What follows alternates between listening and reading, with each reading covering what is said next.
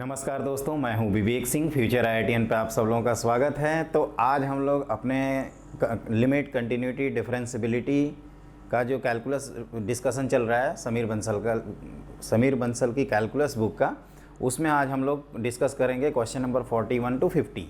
लेकिन बच्चों, आगे बढ़ने से पहले आपसे रिक्वेस्ट है कि अगर आप हमारे चैनल पर नए हैं तो प्लीज़ हमारे चैनल को सब्सक्राइब करिए, सपोर्ट करिए, प्रमोट करिए, है ना। ये आपका चैनल है, हम आप लोगों के लिए बनाए हैं। आप लोगों का एक बेहतर रैंक आए, एक बेहतर कॉलेज आए, इसके लिए मैंने कहा है। और मैं जैसे कि आपको पहले से ही बता दे रहा हूँ, ये डिस्कशन क्लासेज है, तो इसमें हर चीज़ डिस्कस किया जाएगा। अगर कोई चीज़ कमी है, ये सॉल्यूशन क्लास नहीं है। सॉल्यूशन का मतलब हुआ कि इसको मैं सट से सॉल्व कर दूंगा, आप निकल जाऊँगा। लेकिन मैं चाहता हूँ कि इसमें जो बेसिक कंसेप्ट हैं वो इन्वॉल्व हों, जिससे आप सीखें, क्वेश्चन की लर्निंग करें। और हमारा प्लान यही है कि पहले अभी इसके बाद देखिए सिंगल चॉइस कंटिन्यूटी का ख़त्म हो जाएगा, फिर हम लोग डिफरेंशिएशन वाला पार्ट करेंगे। डिफरेंशिएशन जब हो जाएगा उसके बाद फंक्शन, और फिर वो सीक्वेंस ऑर्डर मेंटेन रखेंगे। लिमिट, कंटिन्यूटी, डिफरेंशियबिलिटी और डिफरेंशिएशन ऑलरेडी हमने कंप्लीट कर रखा है, तो इस वजह से हम इसी ऑर्डर में कर रहे हैं, ताकि कई बार, और ये सबसे टफेस्ट टॉपिक है क्योंकि इसके बाद सब सिंपल है ना। ITA मतलब मैंने देखा था कि मेरे को सबसे ज़्यादा टाइम, मैंने कहा था ना कि 10 दिन में ये बुक सॉल्व किया था, तो 10 दिन में मेरे को सबसे ज़्यादा पूरे दिन इसी में लग गए थे, है ना। कंटिन्यूटी बाकी सब में तो मतलब कह सकते हो कि धड़ाधड़ धड़ाधड़ एरिया और डिफरेंशियल एक दिन में ख़त्म हो गया था, और इंडेफिनिट इंटीग्रेशन और डिफरेंशिएशन वाला पार्ट एक दिन में ख़त्म हो गया। डेफिनिट में टाइम लगा था क्योंकि डेफिनिट एक वास्ट है, और AOD में टाइम लग गया था, फंक्शन में टाइम लगा, ITF में टाइम लगा था। तो आप भी कर सकते हैं कुल मिला के। और सबसे बड़ी बात ये है कि ये डिस्कशन क्लासेज हैं, थ्योरी की क्लासेज आपकी पैरेलल भी होती रहेंगी, फंक्शन की भी क्लासेज स्टार्ट हो जाएंगी जल्दी से जल्दी। तो आप थ्योरी के लिए हमारा जो 11th और 12th फाउंडेशन की जो प्लेलिस्ट है उसको देख सकते हैं। आजकल बेसिक मैथमेटिक्स का हमने एक क्लास ले रखा है, तो दूसरा क्लास भी ऑटोमेटिक हो जाएगा, वो ज्योमेट्री सेक्शन से रिलेटेड है। तो जिन बच्चों को लगता है कि बेसिक मैथ्स में मेरे को थोड़ा बहुत भी प्रॉब्लम है, वो उस क्लास को ज़रूर कर लें, ओवर कॉन्फिडेंस का शिकार ना हो। और ये जो सिंगल चॉइस वाला है, अब जैसे लॉगरिथम आपका 11th क्लास के लिए स्टार्ट करेंगे तो विकास गुप्ता की जो अलजेब्रा है उसका हम सिंगल चॉइस डिस्कस कर देंगे। जितना भी क्वेश्चन है, 5 हैं, 10 हैं, 25 हैं, कोई मैटर नहीं करता। अगर कम होंगे तो हम क्या करेंगे और ज़्यादा डिस्कस कर देंगे। हमारा टारगेट रहेगा कि 10 कम से कम क्वेश्चन हो। उसके बाद क्या होगा ना कि जैसे ये ख़त्म हो जाएगा तो फिर इंटीजर टाइप वाला, और ये आपके पैरेलल चलेंगी, इससे आप कंफ्यूज मत होइए, है ना। मैं कोशिश करूँगा कि 12th का एक क्लास अब डेली आए, है ना। मैं अब उसका भरसक प्रयास करूंगा कि उसके जल्दी जल्दी आए।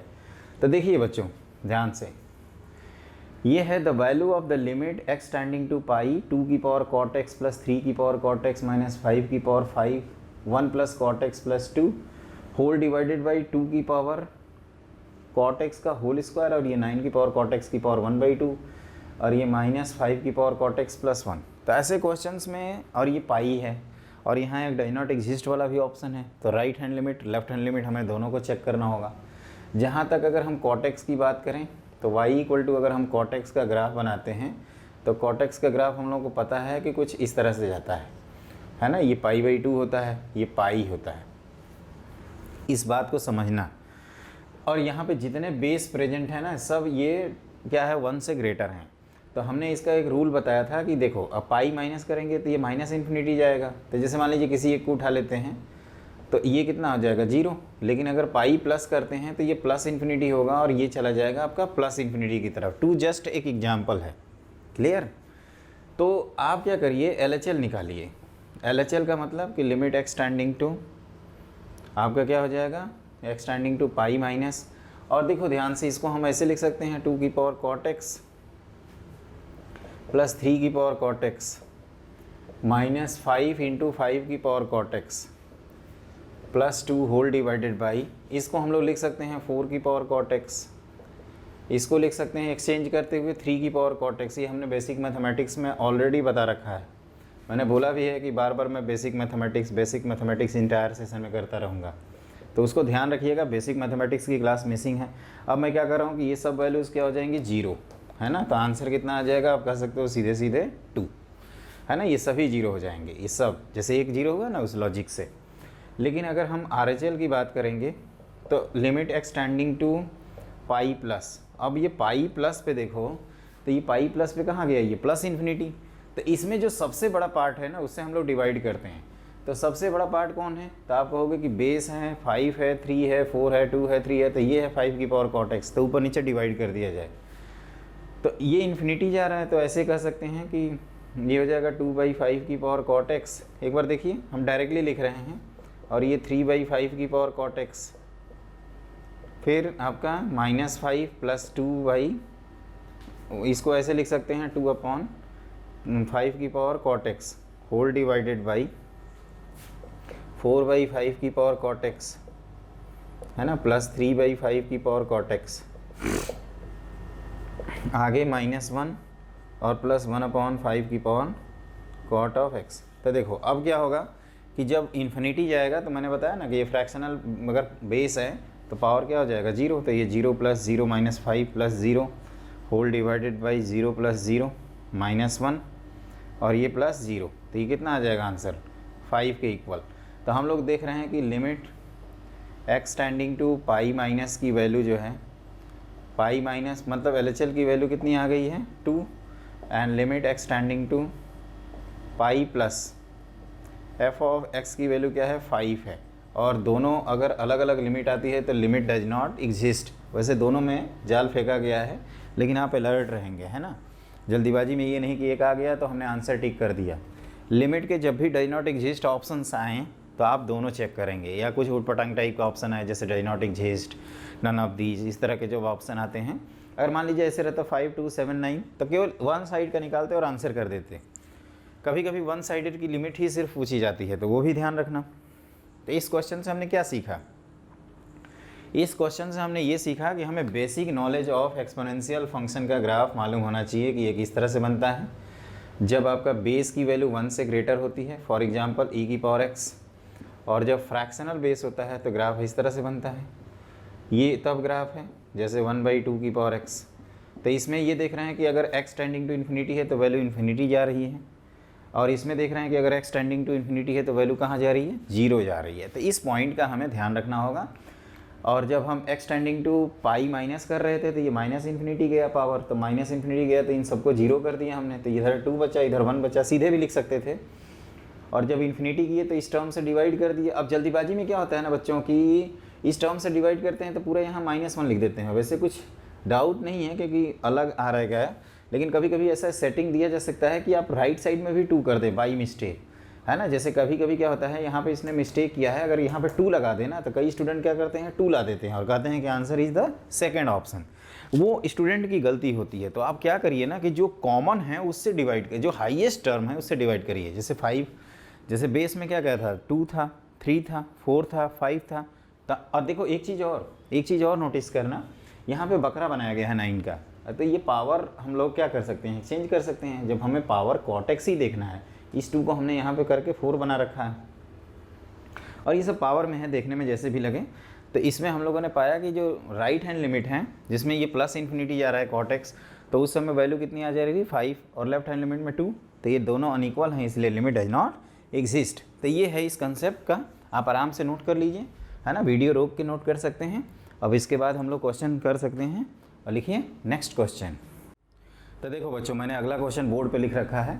Late R be the set of real numbers and from R to R be a differentiable function such that, एक इक्वेशन दिया है for xy belongs to real, if f of 10 equal to 100 then the value of f20 is given by. तो एक चीज़ आप notice करिए कि ऐसे questions जो होते हैं ना, उसका एक टेक्निक होता है। ये हम जब जेई दिए थे 2006 में, तो उस साल भी आया था क्वेश्चन, है ना। ये हम जब तैयारी करते थे तो इसको माइंड में ऐसे सेट रखे थे कि कुछ ऐसी भी इंफॉर्मेशन होती हैं कैलकुलस में जिसको हम फंक्शन को डिफरेंशिएट कर देते हैं तो वैल्यू 0 आ जाती है, और वहाँ से कंक्लूजन ड्रॉ करते हैं कि अगर फंक्शन का डिफरेंशिएशन 0 है तो फंक्शन इसका मतलब कांस्टेंट होगा। तो यहाँ पे वो चीज़ कैसे करेंगे, ये शायद जेई 2005 में आया है मेरे ख्याल से। उस समय हमने किया था इस टाइप का क्वेश्चन। देखिए ध्यान से, कभी भी आया हो क्या फ़र्क पड़ता है, अभी आना चाहिए। तो अगर देखो इसमें x और y को सेम रखेंगे तो ये तो होल्ड करेगा ही हमेशा। तो ऐसे क्वेश्चंस में क्या करना चाहिए, पहले ये दिया हुआ है f of x minus F of Y less than और equal to x minus Y. तो इसको हम लोग ऐसे लिख सकते हैं, x माइनस वाई यहाँ कर दूँ और एक x माइनस वाई यहाँ होल स्क्वायर। अब आप क्या करिए, पुट ये जब हर एक्स वाई के लिए ट्रू है तो x की जगह y प्लस डेल्टा वाई रख देते हैं। तो ये हो जाएगा f of y plus delta y minus F of y whole divided by ये डेल्टा वाई हो जाएगा, और यहाँ पे लेस देन और इक्वल टू डेल्टा वाई का मॉड का स्क्वायर। अब दोनों तरफ लिमिट ले लेते हैं, डेल्टा वाई टेंस टू 0, यहाँ पे भी डेल्टा वाई टेंस टू 0, हम एक ही स्टेप में लिख दे रहे हैं।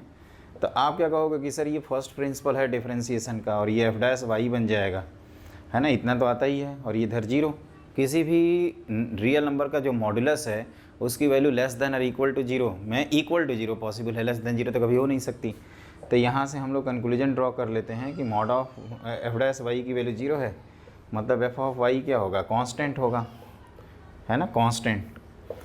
और चूंकि आपको f10 की वैल्यू दी हुई है 100 के इक्वल, जब ये कांस्टेंट फंक्शन है तो इसका मतलब क्या होगा कि f20 भी, मतलब ये c के इक्वल हो जाएगा, तो f20 भी कितना हो जाएगा आपका 100 के इक्वल।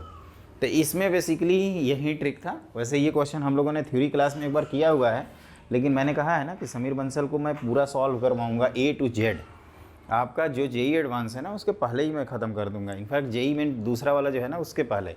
लेकिन हमारा पहला प्रायोरिटी रहेगा कि जो सिंगल चॉइस हेलो क्वेश्चन है, और कई बच्चे जैसे डिमांड कर रहे हैं कि हमारे प्रैक्टिस सीट का सोल्यूशन जो वेबसाइट पे दे रखा है, तो देखो बेटा उसका सोल्यूशन अवेलेबल नहीं है, जो फैक्ट है वो है। हाँ, हमने पूरा सॉल्व कर रखा है। अगर आप कोई भी उसमें डाउट पूछना चाहते हैं, कोई बच्चा अगर कर रहा है, तो आपसे रिक्वेस्ट है कि आप नीचे दिए हुए जो हमारा स्लैक ग्रुप है, व्हाट्सअप ग्रुप टाइप का है, जैसे टेलीग्राम लिंक होता है उसी तरह से आप उसको ज्वाइन कर लीजिए। उस पर आप फ़ोटो खींच के भेज दीजिएगा, हम आपको सोल्यूशन भेज देंगे, है ना।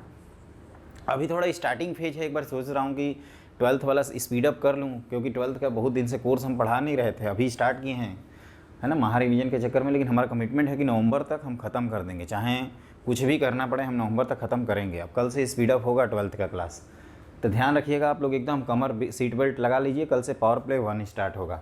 तो ये आप अच्छे से देख लो। इसमें क्या किया हमने ये कहा कि अगर x और y को सेम रखेंगे तो ये भाई सब 0, ये भी 0, तो ये तो होल्ड कर ही रहा है। अब x की जगह y प्लस डेल्टा वाई रख दिए, तो और डिवाइड भी कर दिए x माइनस वाई के मॉड से, तो ये फर्स्ट प्रिंसिपल से, और लिमिट भी, क्योंकि हमने पढ़ा था कि if F x less than और इक्वल टू gx है और हर रियल x के लिए ट्रू है, तो आप किसी भी x में दोनों तरफ लिमिट ले सकते हैं, जो सैंडविच थ्योरम के रिजल्ट में हम लोगों ने पढ़ा है। तो ये वैल्यू 0 हो गई। मॉड कभी भी लेस देन और इक्वल टू 0 में सिर्फ 0 हो सकता है, तो वो 0 किया, एफ डैश एक्स को 0 किया, तो एफ एक्स क्या आ गया, कांस्टेंट आया, क्योंकि 10 पे वैल्यू कितना दी हुई 100, तो 20 पे भी 100 ही हो जाएगा। तो इस बात को आपको हमेशा ध्यान रखना होगा। तो इस तरह से हम लोगों ने क्वेश्चन नंबर कौन सा कर लिया, 42। अब आप लिखिए नेक्स्ट क्वेश्चन। तो देखिए बच्चों, मैंने अगला क्वेश्चन बोर्ड पे लिख रखा है। ऐसा क्वेश्चन जेई में आ चुका है ऑलरेडी, जेई 2007 या 8 में आया था।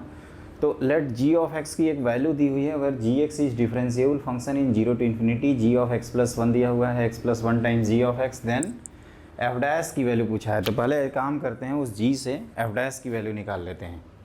तो देखिए ध्यान से, चूँकि जी ऑफ एक्स की वैल्यू है ई की पावर एफ ऑफ एक्स, तो आप कहोगे कि सर लॉग ले लीजिए, तो एफ ऑफ एक्स की वैल्यू हो जाएगी ln of g of x.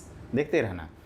अब हमें n+1 से रिलेट करना है, तो एफ ऑफ एक्स प्लस 1 की अगर बात करें तो आप कहोगे कि ये ln of g of x plus 1 आएगा, और जी ऑफ एक्स प्लस 1 की ये वैल्यू दी हुई है, तो इसको पुट कर देते हैं। तो ln of x plus 1 times ji of x, log की प्रॉपर्टी लगाएंगे, तो ये ln of x plus 1 plus ln of g x आएगा, और ln ऑफ जी एक्स को अगेन एफ एक्स लिख सकते हैं। तो ये हो जाएगा दोस्तों f of x plus 1 minus F of x equal to ln of x plus 1। अब आप क्या करिए, इसको डिफ्रेंशिएट करती, differentiate with respect to x. और ये स्टार्टिंग में जैसे आप पूछ सकते हो कि सर हमें कैसे पता चलेगा, तो f के लिए लॉग तो लोगे ही, फिर यहाँ से खुद से सोचना चाहिए कि ये कुछ डिफरेंस फॉर्म टाइप का है, जो हम लोग सीक्वेंस सीरीज में करते थे। एक टर्म को डिफरेंस ऑफ 2 टर्म्स में लिख देते थे, और उसमें n की वैल्यू 1 2 3 से लेकर n तक पुट कर देते थे, और लास्ट में ऐड कर देते थे। तो ये वही है। तो f dash of x plus 1 minus f dash x equal to 1 upon x plus 1। अब आप क्या करिए, इसमें पुट कर दीजिए x इक्वल टू 1 2 3 से लेकर n तक।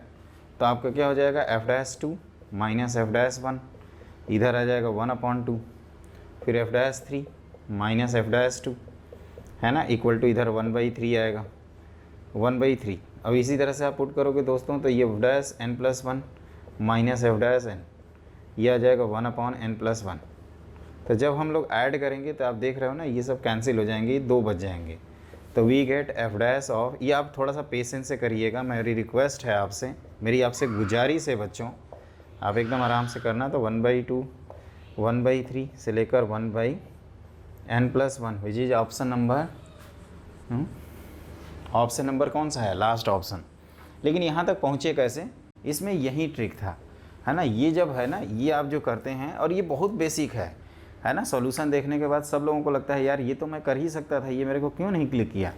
और यहाँ से आपको x+1 के बारे में सोचना है, अरे भाई x से x+1 सोचेंगे तभी तो ला पाएंगे ना आंसर। तो ये वही बात है, इसको एकदम अच्छे से करिएगा। ये बहुत आसान सा क्वेश्चन है, जो IIT JEE में आया था उसमें डबल डेरिवेटिव पूछा था, आप देखिएगा 2007 या 8 में आपको मिल जाएगा, है ना। 7 और 8 के पेपर एक ही टाइप के हैं, तो बड़ा कन्फ्यूजन होता रहता है कि ये कौन से पेपर साल में आया था, मतलब थोड़ा भी चेंजेज नहीं है, तो इसको ध्यान रखिएगा, है ना। क्या कर रहे हैं, तो लॉग लेकर f(x) की वैल्यू निकाल रहे हैं, फिर f(x+1) लिख रहे हैं, और f(x+1) को f(x) के टर्म्स में ब्रेक कर दिए। ये अपना f(x) है, इसको आप चाहें तो फिर से लिख सकते हैं, क्योंकि ये आपने लिखा है ना f(x), तो इसको f(x) लिख के उधर ले गए, फिर डिफ्रेंशिएट किया, और फिर क्या कर रहे हैं, x = 1 से लेकर n तक की वैल्यू पुट कर दे रहे हैं, और इस तरह से हमारा क्वेश्चन सॉल्व हो जा रहा है ना। मेरे ख्याल से आपको समझ में तो आ ही गया होगा। अब आप इसी बात पे लिखो, क्या लिखोगे, अपना नेक्स्ट क्वेश्चन। तो लिखिए अगला क्वेश्चन। तो देखो बच्चों, मैंने अगला क्वेश्चन बोर्ड पे लिख रखा है, let f(x) such that f defined from real to real be a non constant function such that e⁻x−1 times f(2x) = e⁻2x−1 times f(x). f' 0 की वैल्यू 1 है, आपसे ये लिमिट पूछा जा रहा है, मतलब इसका सीधा सा मतलब है कि हमें f(x) कहीं ना कहीं निकालना होगा। तो इसको देखिए क्या करते हैं, ये थोड़ा स्पेसिफिक और ट्रिक टाइप का क्वेश्चन है, ऐसे किए रहेंगे क्वेश्चन तभी क्लिक भी करेगा। इस टर्म को इधर लाते हैं, इसको इधर ले जाते हैं, क्योंकि एक सिमेट्री मेंटेन्ड है। तो f(2x)(e⁻2x−1) इक्वल टू आप कह सकते हो कि ये f(x)(e⁻x−1) है। और जैसे हमने 2x को x में कन्वर्ट किया, आप ये भी बोल सकते थे कि सर ये x/2 करोगे तो यहाँ पे e⁻x/2 हो जाएगा -1। इसी तरह से आप करते जाओ और लास्ट में लिख दो f(x/2n) whole divided by e⁻x/2n -1। Clear, हमें f(x) निकालने में इंटरेस्टेड हैं हम लोग, तो ये कह सकते हैं कि हेंस f(x)(e⁻x−1), क्योंकि f(x), और ये आप क्या कर सकते हो, ये जब हर x के लिए ट्रू है तो n को इन्फानाइट लिख सकते हैं, तो this implies n tending to infinity. थोड़ा ध्यान दीजिएगा बच्चों, यहाँ पे f(x/2n), तो ये क्या हो गया, एक प्रकार से 0 हो गया अगर x रियल है तो, होल डिवाइडेड बाई e⁻x/2n, है ना। इसको थोड़ा बड़ा सा लिखता हूँ, तो ये भी क्या हो जाएगा 0 -1/e⁻x/2n। और ये आप क्या करोगे यहाँ पे,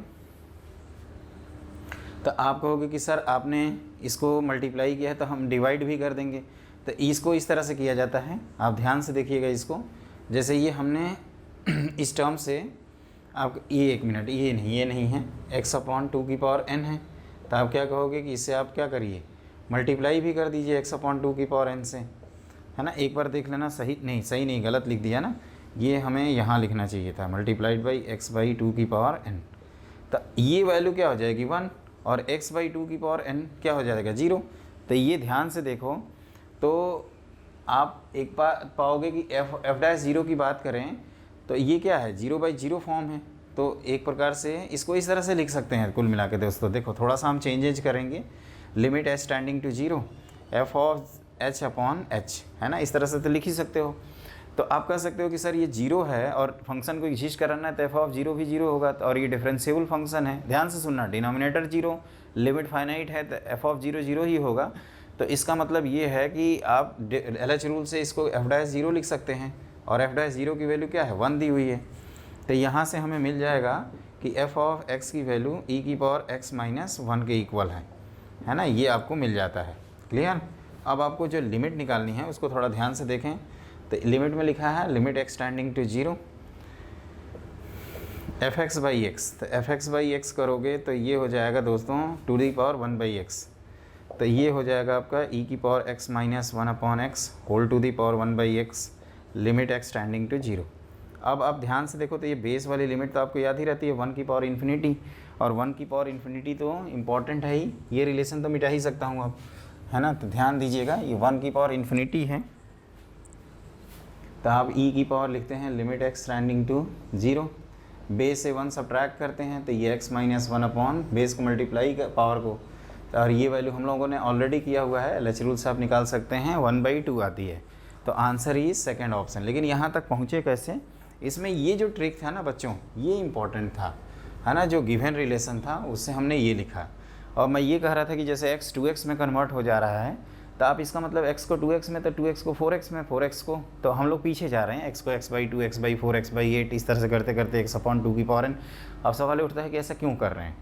तो आप ये कह सकते हो कि सर आपको f(x) की वैल्यू निकालनी है इसलिए आप ऐसा कर रहे हैं। तो इसकी वैल्यू हमने जानबूझ के बीच में एक बैरियर लगा रखा है, आप चाहें तो इसको हटा दीजिए ताकि आपको कोई कन्फ्यूजन ना हो।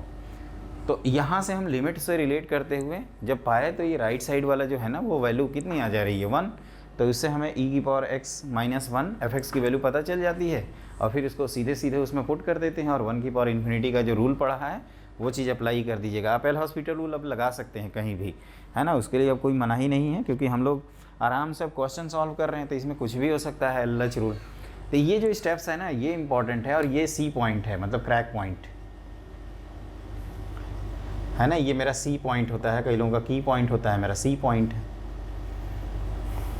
है ना, कॉर्नर पॉइंट, यहाँ से आप क्वेश्चन को क्रैक कर सकते हैं, आप टर्न हो सकते हैं, आप, है ना, कुल मिला के एक्सेल कर सकते हैं वो पॉइंट।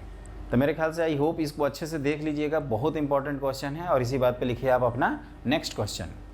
देखो दोस्तों, तो अगला क्वेश्चन थोड़ा इंटरेस्टिंग है।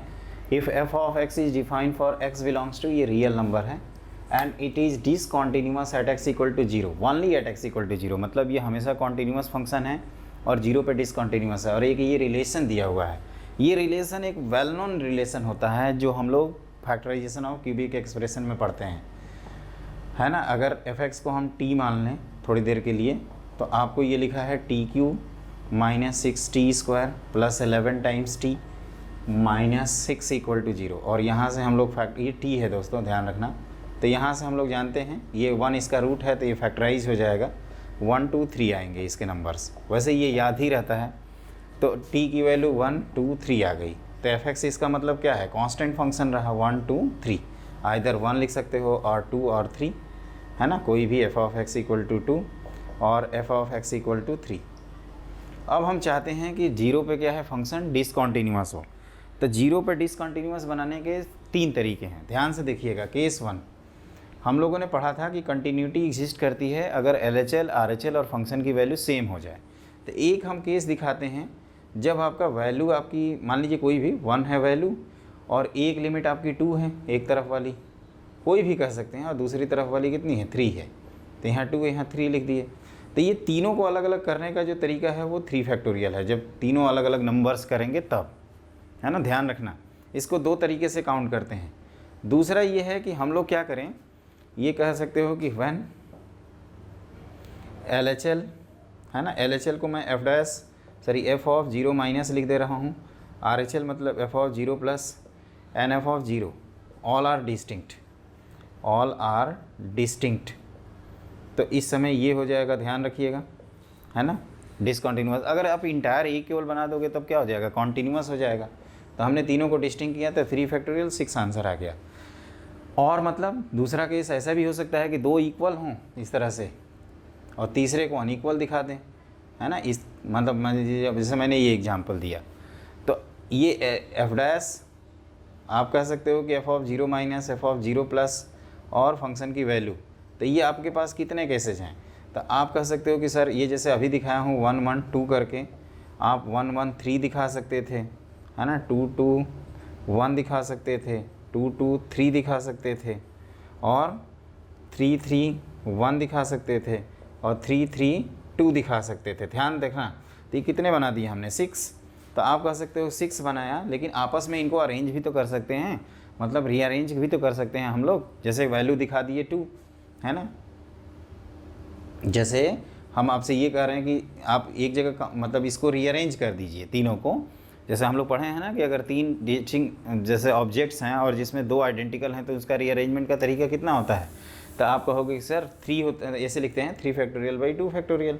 तो ये कितना आ जाएगा आपका 18 आएगा, और यहाँ से कितना आएगा 6। तो ये टोटल आंसर आ जाएगा इसका 6 + 18। ध्यान रखना ये दोनों दिए होंगे अलग अलग, अच्छा नहीं दिए हैं, तब तो कोई दिक्कत ही नहीं है। 24 आंसर नंबर लास्ट। और इसका सबसे बेहतर उपाय ये है दोस्तों, अल्टरनेटिव वे में ये कह सकते हो कि सर हमें 1 2 3 3 वैल्यू असाइन करनी है। ध्यान से देखना इसको, F of 0 minus, F of 0 plus और F0। तो हमारे पास 1 है, 2 है, 3 है। तो इसको भेजने के 3 तरीके, दूसरे को भी भेजने के 3 तरीके, तीसरे को भी भेजने के 3 तरीके। तो आप ऐसे भी लिख सकते हैं 3 × 3 × 3, ये टोटल वेज है। और इसमें क्या होगा कि जब 1 सबको असाइन कर देंगे तो कॉन्टीन्यूस हो जाएगा, जब 2 सबको असाइन कर देंगे तो कॉन्टीन्यूस हो जाएगा, जब 3 सबको असाइन कर देंगे तो कॉन्टीन्यूस हो जाएगा। तो हमें कंटिन्यूटी को बचाना है, तो ये आ जाएगा आंसर। तो ये भी आप देखोगे कितना आ जाएगा 24। ये दूसरा वाला बहुत आसान मेथड है। आप क्या करिए, कहोगे कि सर 1 2 3 ही असाइन करना है ना तीनों को, तो एक सबके 3 केसेज हैं, जैसे ये 3 जगह जा सकता है, ये 3 जगह जा सकता है, ये 3 जगह जा सकता है, तो टोटल हो जाएंगे 27 वेज। जिसमें क्या होगा कि अगर हम इन तीनों को सबको 1 1 1, सबको 2 2 2, सबको 3 3 3 असाइन कर दें तो फंक्शन क्या हो जाएगा, कॉन्टीन्यूअस हो जाएगा, मतलब हॉरिजॉन्टल लाइन हो जाएगी। और उसको हमें नहीं करना है, क्योंकि इन्फॉर्मेशन दी है कि फंक्शन जो है, आई एम रियली सॉरी दोस्तों, फंक्शन जो है आपका 0 पे क्या है, डिसकंटिन्यूअस है ना। इस पॉइंट का आपको ध्यान रखिएगा। तो हम सजेस्ट करेंगे कि पहले मेथड से दूसरा मेथड रिलेटिवली बहुत ज़्यादा ईजी है। फिर से मैं बता रहा हूँ, जैसे 1 2 3 जब आ गया तो आप ये कहो कि 1 को असाइन करने के 3 ऑप्शन, दूसरे को असाइन करने के 3, तीसरे के असाइन करने के 3, तो टोटल 3 × 3 × 3 ऑप्शन। लेकिन जब तीनों की वैल्यू 1 आ जाएगी, जब तीनों की वैल्यू 2 आ जाएगी, जब तीनों की वैल्यू 3 आ जाएगी, तो फंक्शन कंटिन्यूअस हो जाएगा ना यार। तो उसको, उस 3 केस को हटा देंगे 27 में से। तो 27 - 3 कितना होता है, बताओ कितना होता है, 27 - 3, तो इट इज़ 24। तो ये एक PNC से रिलेटेड क्वेश्चन है, लेकिन हमने प्रॉमिस किया है कि पूरा डिस्कस करेंगे, कोई भी टॉपिक हो छोड़ेंगे नहीं। भाई कोई क्वेश्चन में कोई 1 2 में प्रॉब्लम है तो वो आएगा तो हम लोग डिस्कस कर लेंगे, है ना। वैसे मेजॉरिटी ऑफ द क्वेश्चन सही हैं, हार्डली 1 या 2 क्वेश्चन में दिक्कत है पूरी बुक में, तो वो मैं बता दूंगा। एक डिफ्रेंसिएशन का क्वेश्चन है और एक आगे कहीं का है ना। तो इस तरह से हमने ये क्वेश्चन कंप्लीट कर लिया। इसको पूरा नोट आउट कर लीजिएगा। ये वैसे मुझे लगता है समझ में नहीं आया होगा, तो आप दूसरे मेथड पे फोकस करिएगा। अब आप लिखिए नेक्स्ट क्वेश्चन। तो देखो बच्चों, मैंने अगला क्वेश्चन बोर्ड पे लिख रखा है। ये एक बहुत ही अच्छा क्वेश्चन है, प्यारा सा क्वेश्चन है, और मैं आपसे ये कह रहा हूँ कि इस तरह के जो क्वेश्चन है ना, इसका हम लोग एप्लीकेशन ऑफ डेरिवेटिव में बहुत ही ज़्यादा प्रैक्टिस करेंगे। एप्लीकेशन ऑफ डेरिवेटिव में आप लोगों को जब पढ़ाऊँगा तो आप देखोगे इस तरह का क्वेश्चन लगभग 4-5 लगातार कराऊँगा। और आप पूछोगे कि सर एप्लीकेशन ऑफ डेरिवेटिव कराओगे कब, तो एप्लीकेशन ऑफ डेरिवेटिव हम लोग कराएंगे, पढ़ेंगे। इसके बाद जैसे देखिए ITF हम पढ़ाएं, फंक्शन के बाद ITF। और एक चीज़ ये इंपॉर्टेंट अनाउंसमेंट है आप सबके लिए कि जो 12th की क्लासेज हैं अब वो रेगुलर चलेंगी, आज से वो स्टार्ट हो जाएंगी फंक्शन। और जो 11th और समीर बंसल का डिस्कशन है वो मैं अल्टरनेट रख दिया हूँ, है ना। अल्टरनेट मतलब कि एक दिन 11th का फाउंडेशन आएगा और समीर बंसल का अल्टरनेट आएगा। उससे क्या फ़ायदा होगा, उससे ये फ़ायदा होगा कि आप भी तब तक अटैम्प्ट कर लो और क्वेश्चन डिस्कशन करने हैं। धीरे धीरे जब 12th का कोर्स जैसे कैलकुलस सेक्शन पूरा हो जाएगा तो समीर बंसल का डिस्कशन जो है वो डेली कर दूंगा मैं, और विकास गुप्ता वाली जो बुक का, और ये अल्टरनेट डेज क्लासेज हो जाएंगी, ताकि आपको भी लगे कि नहीं हम प्रैक्टिस ज़्यादा करते हैं, है ना। ये इंपॉर्टेंट है। तो देखो इसमें क्या है, पहले क्वेश्चंस की बात कर लें। तो एफ ऑफ टी की वैल्यू है mod of t plus mod of t minus 1 for t belongs to real number, and g x एक फंक्शन है जो एफ ऑफ टी के मैक्सिमम वैल्यू पर डिपेंड कर रहा है। और t कहाँ से कहाँ तक लाई कर रहा है, तो t x-1 से x लाई कर रहा है, और x आपका 0 से 1 के बीच में है। मतलब 0 से 1 में हम लोग क्या करेंगे, यहाँ से डिसाइड कर लेंगे कि कौन मैक्सिमम है कौन मिनिमम है। ऐसे क्वेश्चंस बहुत आसान होते हैं, लेकिन कभी कभी स्टूडेंट अगर ना जाने कंसेप्ट तो प्रॉब्लम फेस होता है।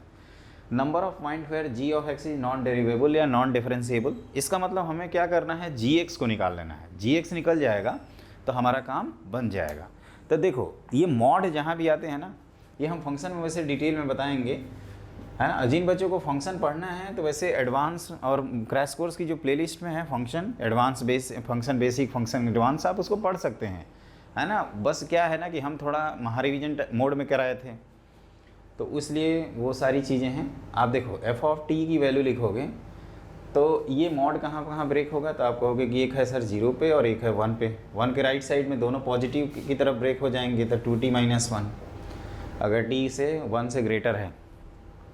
यहाँ क्या लिखेंगे, 0 और 1 के बीच में पॉजिटिव या नेगेटिव, तो आंसर 1 आ जाएगा 0 और 1 के बीच में।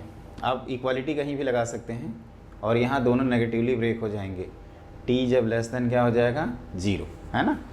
अगर इसका हम लोग ग्राफ बनाएं, ध्यान से सुनिएगा इसका ग्राफ, तो इसका ग्राफ कैसे बनेगा, तो आप कहोगे कि ये नेगेटिव स्लोप की स्ट्रेट लाइन है, हॉरिजॉन्टल लाइन है, और ये पॉजिटिव स्लोप की लाइन है, तो इस तरह से बनता है इसका ग्राफ, है ना। इसको थोड़ा ध्यान देना बच्चों, है ना। इसको मैं इधर बना देता हूँ ताकि कई सारी चीज़ें आपको एक्सप्लेन करूँगा ना तो एक एक करके समझ में आएगा।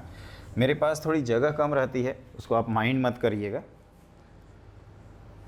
देखो, क्योंकि मैं क्वेश्चन भी लिख देता हूँ ना, कई जनता तो होगी क्वेश्चन लेकर बैठी नहीं होगी, कहेगी बुक, और बुक का डिस्क्रिप्शन हम जो बुक का लिए डिटेल है ना, स्टार्टिंग में देखो बच्चों हम 3 ही बुक कराएंगे, है ना। एक जैसे मैं समीर बंसल की कैलकुलस बोलता हूँ, विकास गुप्ता की कोऑर्डिनेट ज्योमेट्री, और समीर बंसल की अलजेब्रा भी आती है ऑब्लिक करके विकास गुप्ता की अलजेब्रा। तो मैंने वो एनालाइज़ किया कि पहले समीर बंसल की अलजेब्रा करा देते हैं, वो हो जाएगा तो बच्चे विकास गुप्ता की अलजेब्रा वैसे ही 90% कर डालेंगे, तो थोड़ा बहुत डिस्कशन रहेगा, है ना। अगर पहले हम अलजेब्रा विकास गुप्ता वाली करा देंगे तो समीर बंसल वाली अलजेब्रा का कोई मतलब नहीं रहेगा। और समीर बंसल की जो अलजेब्रा है उसमें रेलेवेंट क्वेश्चन है, मतलब वो क्वेश्चन आपके जेईई मेन में भी बहुत पूछे जाते हैं, है ना। काफ़ी इंटरेस्टिंग है, अभी हमने 1 हफ्ते में उसको सॉल्व किया है, बहुत ही इंटरेस्टिंग है बच्चों। पहले नहीं सॉल्व किया था, मैं केवल विकास गुप्ता वाला सॉल्व करके बैठ गया था, लेकिन अब इसको भी सॉल्व कर लिया हूँ तो बड़ा अच्छा लग रहा है मेरे को। तो देखो उसमें स्टार्ट कहाँ से करेंगे, तो लॉगरिथम, फिर क्वाड्रेटिक इक्वेशन, प्रोग्रेशन के बाद फिर जैसे हम ट्रिगो सेक्शन में चले जाएंगे तो अपना असाइनमेंट जो वेबसाइट पे है www.futureitn.com, वो ट्रिगो वाले सब असाइनमेंट डिस्कस कर देंगे, क्योंकि ये इन्हें तीनों में मिलेगा नहीं। ट्रिगो वाला डिस्कस करने के बाद कोऑर्डिनेट के लिए फिर विकास गुप्ता को फॉलो करने लगेंगे, इतने में नंबर आ जाएगा। देखिए उसके बाद देखा जाएगा क्या करेंगे। और फिर बाकी अलजेब्रा का सेक्शन जैसे कॉम्प्लेक्स नंबर वो समीर बंसल से कर लिया जाएगा। तो देखो ये क्या है कि मैं कह रहा था ना कि ये 0 से 1 के बीच में हॉरिजॉन्टल लाइन है, तो ऐसे बनाया है ना। देखते जाना आप लोग, हमारे साथ बनाते रहिए। ये पॉजिटिव स्लोप, ये नेगेटिव स्लोप, ये 0 से 1 के बीच में है, तो ये 1 लिख देते हैं, इसको 0 लिख देते हैं। इनके नाम भी लिख सकते हैं, है ना, इनके नाम तो ये लिखे ही हैं वैसे। ये y = 1 - 2t का ग्राफ है, ये y = 1 का ग्राफ है, और ये y = 2t - 1 का ग्राफ है ना। ये t एक्सिस है, एक चीज़ ध्यान रखिएगा, t एक्सिस। ये x एक्सिस मान लें, उससे कोई फ़र्क नहीं पड़ेगा। अब देखो क्या होता है कि हमें सबसे बड़ी बला ये है कि 0 से 1 के बीच में कैसे डिसाइड करें। तो t आपका वेरी कर रहा है x - 1 से x तक। तो अगर मैं कहूँ कि f(t) कहाँ से कहाँ तक वेरी करेगा, तो आप कहोगे कि सर एक तरफ देख लीजिए f(x) और एक तरफ देख लीजिए f(x - 1), ये तो डिपेंड करता है इंक्रीजिंग है या डिक्रीजिंग है। तो अगर हम f(x) की बात करें तो कहोगे कि सर f(x) की वैल्यू f(t) की तो वैल्यू है, बस ये जो t एक्सिस लिखा है उसको x एक्सिस कर दीजिए। और f(x - 1) दोस्तों मैंने कुछ बताया है आपको, मैंने बताया ये है कि ग्राफ को शिफ्ट कर देते हैं 1 यूनिट राइट साइड। नहीं बताया है तो आगे बता देंगे। तो ये जो ग्राफ है ना, इसको 1 यूनिट खिसकाएंगे तो ये जो टर्निंग है वो यहाँ आ जाएगी और ये ऐसे जाएगा, है ना। उसको मैं लाइटली बना देता हूँ ताकि आपको कन्फ्यूजन ना हो, ये ऐसे चला जाएगा, ध्यान दीजिएगा, है ना। थोड़ा सा और इसको आगे खींच देते हैं और ये हो जाएगा अब आपका 2। तो ये बताओ 0 से 1 में एक ये लाइन है जिसको मैं ऐसे बना देता हूँ ताकि आपकी क्लैरिटी और अच्छी रहे, है ना। इस तरह से 0 से 1 में ये जो मैं हाईलाइट कर रहा हूँ और ये जो पहले से बना था इसमें कौन बड़ा है, तो आप कहोगे सर ये तो 0 से 1 में हॉरिजॉन्टल है और ये तो आपका ज़्यादा है। तो ये हम लोग g(x) को जो लिखते हैं ना, ये यही लिख देते हैं यहाँ से। मैक्सिमम कौन आएगा, तो ये आएगा f(x - 1) वाला ग्राफ ये मैंने बनाया है ना। ये आया y = f(x - 1). जब f(x) का ग्राफ पता हो तो x - 1 के लिए पूरे ग्राफ को 1 यूनिट राइट शिफ्ट कर देते हैं, एक्सिस को लेफ्ट, ग्राफ को ही शिफ्ट करेंगे क्योंकि एक्सिस ऑलरेडी बन चुकी है। तो ये बड़ा कौन आया, तो x - 1 आया। ये थोड़ा सा इंपॉर्टेंट है, अगर अभी आपको दिक्कत हो रही है तो मैं कहूँगा आप सीख लीजिए। ऐसे हम कई सारे क्वेश्चंस कराएंगे ना तो आपको ये एकदम रट जाएगा, कहोगे ना देखते ही टिक कर दोगे, उस तरह की सिचुएशन हो जाएगी। और ये 0 से लेकर 1 के बीच में है ना, इक्वालिटी को ध्यान रखना। और ये 3 - x, अगर 1 से x आपका कहाँ तक है, 2 तक, तो x - 1 का लिए क्या करें, ये जो ग्राफ है इसी में t की जगह x - 1 पुट कर दें, तो ये हो जाएगा 1 - ये कैसे आएगा 1 - 2 टाइम्स x - 1। तो ये कितना आता है कैलकुलेट करने पे, देखो तो 3 - 2x, है ना, 0 से 1 के बीच में। और यहाँ पे 3 - x 1 से 2 के बीच में। आप लोगों को एक चीज़ लिखवाता था मैं कि all polynomials exponential trigonometric logarithmic functions are continuous and differentiable in their domain. तो ये तो पॉलिनोमियल एक्सप्रेशन के हैं, लीनियर एक्सप्रेशंस हैं, तो ये तो अपने अपने डोमेन में कॉन्टिन्यूस होंगे। हमारे लिए डाउटफुल पॉइंट क्या है 0 से 2 में, तो 1 पे चेक कर लेते हैं। तो 1 पे देखोगे तो ये वैल्यू कितनी है 1, और ये 2 है, डिसकॉन्टीन्यूस हो गया। अगर फंक्शन डिसकॉन्टीन्यूस हो गया तो क्या डिफरेंशिएबल होगा, तो आप कहोगे नहीं होगा। तो केवल एक पॉइंट पे फंक्शन नॉट डिफरेंशिएबल है और वो है x = 1। तो answer is option number second option, क्योंकि एक ही पॉइंट है। और ध्यान रखना कि द पॉइंट पूछ रहा है या द नंबर ऑफ पॉइंट पूछ रहा है ना। तो 1 पे फंक्शन अपना क्या है, ये लकीली आंसर भी 1 है और पॉइंट का नाम भी 1 है, तो इसमें आपको दिक्कत नहीं आएगी। जहाँ अलग अलग होते हैं ना वहाँ दिक्कत होती है। तो ये आप अच्छे से नोट कर लीजिए। ये जो हाईलाइट किया हो ना, इसको आप अच्छे से बनाना। जैसे मान लीजिए कि f(x+1) की कभी ज़रूरत पड़ती तो इसी ग्राफ को एक यूनिट और पीछे शिफ्ट कर देते। तो ये मैं जो हाईलाइट मैं उधर देख रहा हूँ स्क्रीन पे कि सबको दिख रहा है ना। और ये जो ग्राफ है इसमें बेटा आप लोगों में ये तो समझ में आ रहा होगा ना कॉमन सेंस है कि इन दोनों में बड़ा कौन है। तो आप कहोगे ये है, तो लिख दो इसको चुपचाप। और इसको तो आप लिख ही सकते हो ना। जैसे मान लीजिए कोई स्टूडेंट सर कह रहा है कि नहीं सर समझ में नहीं आ रहा है, तो क्या करो, इसका जो स्लोप है -2 और ये पॉइंट का नाम तो लिख सकते हो ना। जैसे मान लीजिए ये हमें दिक्कत हो रही है, तो एक और तरीका बता देता हूँ। ये क्या है 1,1 है, तो ये -2 स्लोप की लाइन और आपका 1,1 से पास करे तो यहाँ से y = क्या लिखोगे 3 - 2x। तो वहीं तो लिखा हूँ, ध्यान से देखो, है ना। जैसे कई स्टूडेंट को ये दिक्कत होती है, तो अगर मान लीजिए कि ये दिक्कत होती है तो ये आप लिख लो, वहीं तो लिखोगे f(x - 2x)। जैसे कई स्टूडेंट कहते हैं ना कि सर ये जो x-1 है मैं इसमें अप्लाई, इसमें क्यों, इसमें करोगे ना जो आपका रेंज है उसमें किया जाएगा। और यहाँ ये फंक्शन कॉन्टीन्यूअस है, इसलिए ये पूरा 0 से लेकर 1 के बीच में ये होल्ड कर जा रहा है। वो इसलिए क्योंकि आप कह सकते हो इसको कि 0 पे जो वैल्यू है वो 1 और ये फंक्शन 0 पे क्या है कॉन्टीन्यूअस है, हमने कहीं भी ब्रेक नहीं किया था। इस बात का आपको ध्यान रखना है। तो ये हम बोल रहे थे कि आप इसके इस तरह से भी निकाल सकते हैं, स्ट्रेट लाइन की जनरल इक्वेशन से भी निकाल सकते हैं। अब ये सोच रहे हैं सब कि कैसे लिखें। अरे भाई स्लोप पता हो और पॉइंट पता हो तो लाइन की इक्वेशन कैसे लिखते हो, y - y1 = m × x - x1। और बेटा हमारे साथ बोला करो, है ना। घर में केवल कथा कहानी की तरह ये कहते हैं ना कि सत्यनारायण भगवान की कथा नहीं सुन रहे हैं कि अंतर्यामी हो गए हैं ज्ञानयामी, वो सब नहीं करना है, आपको बोलना है ना। मैं सजेस्ट करूँगा कि अगर आप पढ़ाई कर रहे हैं, हमारा वीडियो देख रहे हैं, तो आप कंसंट्रेट होकर एकांत में देखिए और ख़ुद से इंटरेक्ट करिए कि यार ये कैसे बता रहे हैं, मेरे को समझ में नहीं आ रहा है। देखो ऑनलाइन में ये एक लॉस है कि आप टीचर के, लेकिन वो ऑफलाइन में भी तो होता है। हम करते थे तो कितने क्वेश्चन पूछ लेते थे बच्चे, हाँ बीच में बोलते थे कि सर एक बार एक्सप्लेन कर दीजिए, तो मैं वो कोशिश करता हूँ अपनी तरफ से। लेकिन ऑनलाइन का एडवांटेज बहुत है, आप 10 बार देख सकते हो इसको। अभी हम AOD में इस तरह के 20 क्वेश्चन 20 नहीं लेकिन 4-5 डिस्कस करेंगे तो पूरी PhD कर लोगे, देखते ही चुटकी बजाओगे और क्वेश्चन सॉल्व हो जाएगा। तो ये मैंने 46 अपनी तरफ से डिस्कस कर दिया, है ना। 2 पे हमने क्लोज, ये पॉलिनोमियल है तो 0 और 2 पे तो ऑलरेडी कॉन्टीन्यूस और डिफरेंशिएबल तो होगा ही, केवल हमें 1 पे चेक करना था। तो 1 पे पॉइंट 1 पे फंक्शन डिसकंटिन्यूस निकला, इस वजह से नॉट डिफरेंशिएबल कर दिए। अब आप लिखिए अगला क्वेश्चन। देखो बच्चों, तो मैंने अगला क्वेश्चन बोर्ड पे लिख रखा है। ये सब हम लोगों को पता है कि ये फ्रैक्शनल पार्ट है पूरे कैलकुलस में, इज फ्रैक्शनल पार्ट वैसे मेंशन रहता है एग्जाम में। और ये सिग्नम भाई साहब अपने सिग्नम फंक्शन है ना। सिग्नम स्पेलिंग होती है SIGNUM, है ना, सिग्नम ऑफ x। सिग्नम का क्या है कि अगर पॉजिटिव नंबर का सिग्नम लेते हैं तो 1, और सिंघम भी कई लोग कहते हैं इसको, और 0 का सिग्नम लेते हैं तो वैल्यू 0, और नेगेटिव का सिग्नम लेते हैं तो वैल्यू -1। ये 12th लेवल पे उतना ज़्यादा इंपॉर्टेंट नहीं है, लेकिन आगे जब इलेक्ट्रॉनिक्स एंड कम्युनिकेशन इंजीनियरिंग और कंप्यूटर साइंस लेंगे तो सिग्नम फंक्शन की इंपॉर्टेंस बढ़ जाती है। तो देखो यहाँ पे क्या है ना कि हमें क्या करना होगा, पहले उस ब्रेक करना होगा इसको -1 से 4 में, है ना, अलग अलग ब्रेक कर लेंगे। फिर जैसे आज तक करते आ रहे हैं क्वेश्चन, ये क्वेश्चन क्यों डरावना हो जाता है, क्योंकि आप signum function, greatest integer function, fractional part function की बेसिक चीज़ें भूल जाते हैं। दोस्तों अगर बेसिक चीज़ें अगर आप याद रखोगे ना तो यकीन मानो ये बहुत इंजॉय करोगे ऐसे में। और मैं अभी फंक्शन पढ़ाऊँगा तो वो चीज़ें ध्यान रखिएगा। वैसे मैंने सजेस्ट किया था कि आप पढ़ सकते हैं आगे के, है ना, वो ये सब पूरी PhD कराएंगे, है ना, ग्रेटेस्ट इंटीजर और फ्रैक्शनल पार्ट, ये एक दिन, और मॉडुलस एक दिन पूरा कवर कर लेंगे। तो तो देखो जल्दी ही कवर करेंगे, 1-2 दिन के अंदर आपको क्लासेज भी मिल जाएंगी। अगर आपको दिक्कत होती है इसको ब्रेक किया जाए ना, तो देखो ये हम डायरेक्टली ब्रेक कर देते हैं क्योंकि मैं ट्रांसफॉर्मेशन में ऑलरेडी इसको बताया रहता हूँ।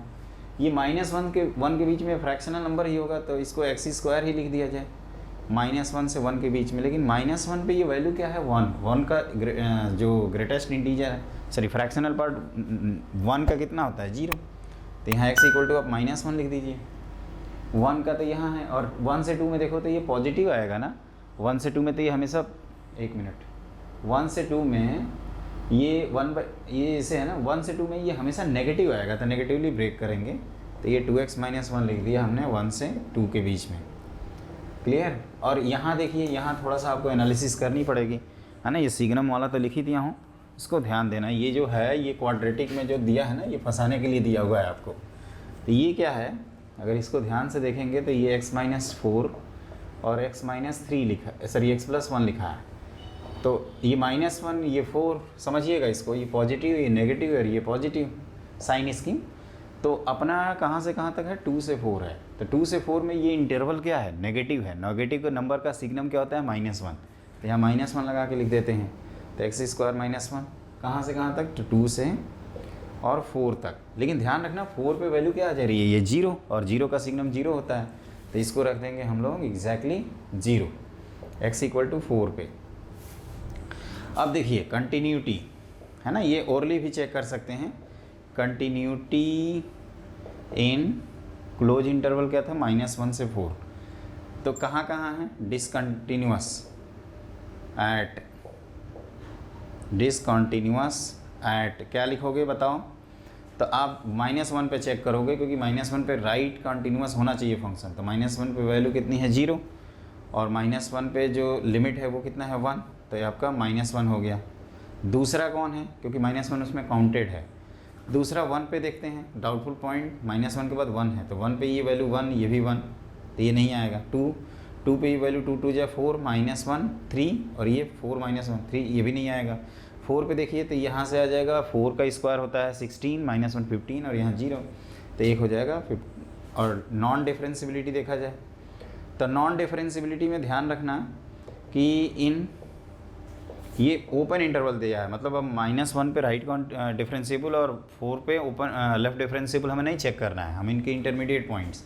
तो इसके इंटरमीडिएट पॉइंट्स में 1 और 2 हैं, तो इसको डिफरेंशिएट करोगे तो 2x आएगा, 1 रखोगे तो 2, इसको डिफरेंशिएट करोगे तो क्या आएगा, क्या मैं बोला 2x आएगा, और 1 रखेंगे तो वैल्यू 2 आएगी। इसका स्लोप 2 है तो 1 पे डिफरेंशिएबल है, क्योंकि 1 पे फंक्शन ऑलरेडी कंटिन्यूअस था। अगर डिसकंटिन्यूअस होता 1 पे तो उसको लिख देते। फिर 2 पे चेक करते हैं, तो ये 2 पे इसका dy/dx कितना आएगा, तो आप कहोगे 2 आएगा, और इसका dy/dx 2x आएगा, जिसकी वैल्यू राइट हैंड डेरिवेटिव 4 आ जाएगी। तो आप कह सकते हो कि नॉट डिफरेंशिएबल एट डिफरेंशिबिलिटी केवल लिख देते हैं, और non differentiable eight x = 2 only. तो ये कह रहा है कि ये n का नंबर है और ये m का नंबर है। तो m है आपके नंबर ऑफ पॉइंट्स कितने हैं, m की वैल्यू 2 है और n की वैल्यू क्या है 1 है। तो आपसे m + n पूछा जा रहा है। आप मुझे मालूम है क्या सोच रहे होंगे, m + n कितना आ जाएगा 3, और 3 आएगा तो नन ऑफ दी जाएगा। तो एक ऑप्शन यहाँ पे ई लगा के यहाँ 3 लिख दीजिएगा, है ना। ये भी इंसान नहीं बनाया है, समीर सर ने बनाया है, तो वो भी तो एक इंसान है ना। थोड़ा बहुत टाइपिंग मिस्टेक हो सकती है, तो उसको लेकर नहीं गलती कैसे हो गया, थोड़ा बहुत गलतियां हैं 1-2 क्वेश्चन में, तो वो तो हम लोग करेक्शन कर ही लेंगे। तो देखना ध्यान से, आंसर में वैसे 2 दिया हुआ है ए ऑप्शन, तो वो गलत है। आप n की वैल्यू जो है वो 1 आती है। आप एक बार फिर से चेक कर लो ना, जैसे -1 और 4 पे तो हमें डिफरेंशिबिलिटी में चेक करना नहीं है, क्योंकि ओपन इंटरवल लगा रखा है इसने। तो ये डाउटफुल पॉइंट है कौन कौन से, तो 1 है और 2 है। तो 1 पे फंक्शन कॉन्टीन्यूअस था, 2 पे भी कॉन्टीन्यूअस था, तो 1 पे इसका डिफरेंशिएशन 2 और इसका डिफरेंशिएशन भी 2, तो 1 पे डिफरेंशिएबल निकला। लेकिन 2 पे जाएंगे तो इसको डिफरेंशिएट करेंगे, क्योंकि लेफ्ट हैंड डेरिवेटिव यहाँ से आएगा 2 और राइट हैंड डेरिवेटिव यहाँ से आएगा 2x 2 × 2 = 4। तो अलग अलग कारण वो हमने यहाँ पे n की वैल्यू 1 लिख दिया, क्योंकि एक number of points of non differentiability या नॉन डेरिवेबिलिटी, ये कितना हो जाएगा 1। ये आप करेक्शन कर लेना बच्चों, इतना मैं करा दूंगा। अरे यार मैं करा हूँ तो हाँ, सबकी चीज़ होता है ना। वो अगली बार अगला एडिशन आएगा आप लोग को जो जूनियर वाला, उसमें सब कुछ करेक्शन आ जाएगा, आप टेंशन मत लीजिए उसके लिए, है ना। और बहुत बेहतर क्वेश्चन भी इसमें ऐड हो जाएंगे, वो मेरी तरफ से है ना। हमने समीर सर से बात की है तो उन्होंने बोला है कि suggestion is always welcome for you, है ना। तभी तो ये इतना फ्रैंकली हम बोलते हैं, नहीं तो कई लोग तो बुक का नाम ही नहीं लेते हैं। सीक्रेट ओपन हो जाएगा, कैसा सीक्रेट भाई, है ना, कि बच्चा बुक करके आ जाएगा तो हम कुछ नहीं पढ़ेगा। अरे ऐसा क्या है भाई, बच्चे का selection is the first priority हमारी नज़र में।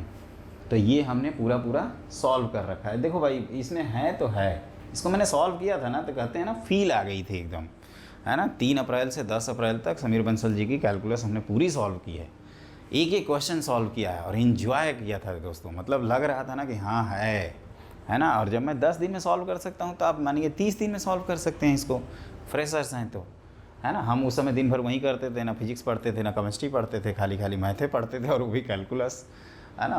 एक कहते हैं ना टेस्ट आ गया तो टेस्ट को कंप्लीट कर लिया हमने, चख लिया अच्छे से। उसी तरह से आप भी चखिए कैलकुलस को, और इसीलिए तो हमें पेपर आसान लगा ना, क्योंकि इस बुक को करने के बाद तो पेपर का धुआं उड़ा देंगे, है ना, धूम मचा देंगे। जेई एडवांस का उसका बाप भी आ जाए तो वो भी उड़ जाएगा, है ना। टेंशन मत लीजिए आप उसके लिए, उस लेवल तक का आएगा तो हो जाएगा।